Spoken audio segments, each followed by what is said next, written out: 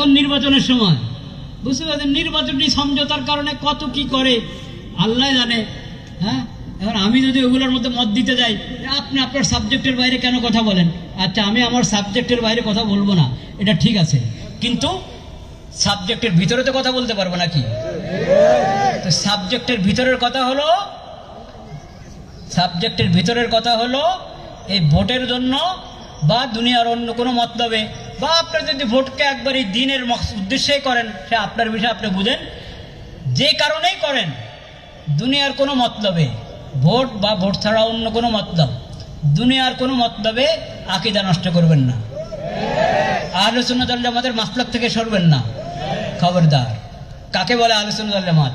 আমি আগের ফিরেও এখানে বলেছি এই মাঠে, আজকেও আবার এই কথা বলে শেষ করছি।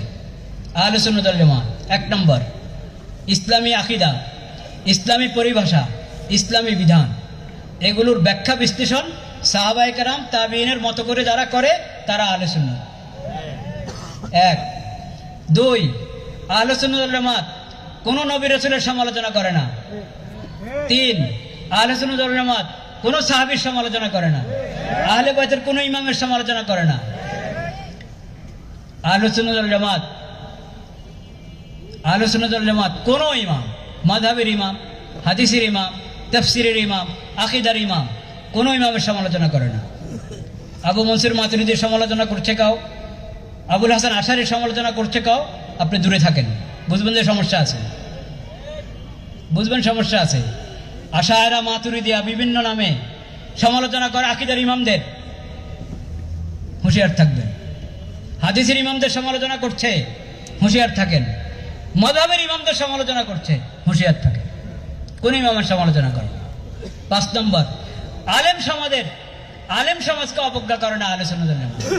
যারা আলেম সমাজকে অবজ্ঞা করে, মানুষকে আলেমদের থেকে বিচ্ছিন্ন করে, দূরে সরায়, আলেমদের ব্যাপারে বদগুমান এবং বদজবান করে তুলে মানুষকে, তারা কখনো আহলে সুন্নাতের লোক হতে পারে না।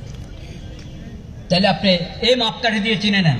5টা কথা বললাম, ইসলামের আকীদা, ইসলামের পরিভাষা, ইসলামের বিধানগুলো, এগুলোর ব্যাখ্যা বিশ্লেষণ সাহাবা তাবিঈনের মতো করে এর বাইরে জানা, এরা আহলে সুন্নাত ওয়াল জামাত।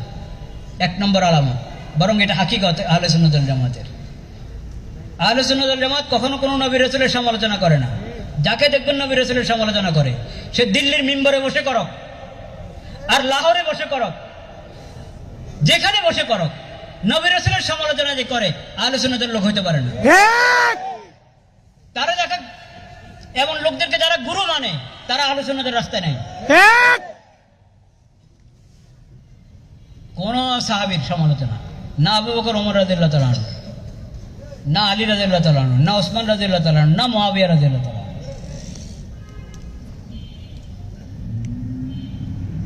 না হাসান রাদিয়াল্লাহু তাআলা আনহু, না হুসাইন রাদিয়াল্লাহু তাআলা আনহু। কোন সাহাবীর সমালোচনা আহলে সুন্নাত করে না।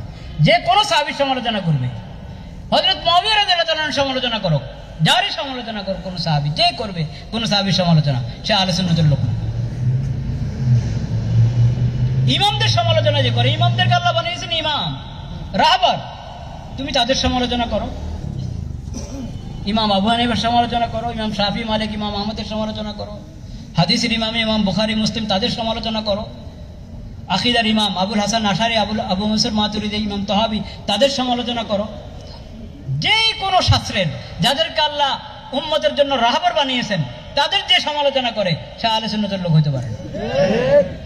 আলেম সমাজ হলেন ওরাসাতুল আম্বিয়া, তারাই যোগ যোগে ইসলামের সঠিক শিক্ষাকে ধারণ করে রেখেছে।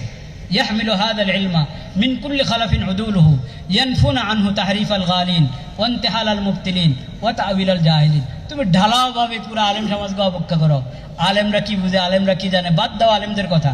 এই ধরনের বাক্য যাদের মুখে বের হয়, ওরা আহলে সুন্নাতের লোক হতে পারে। কাজেই হালাত যেমনে হোক,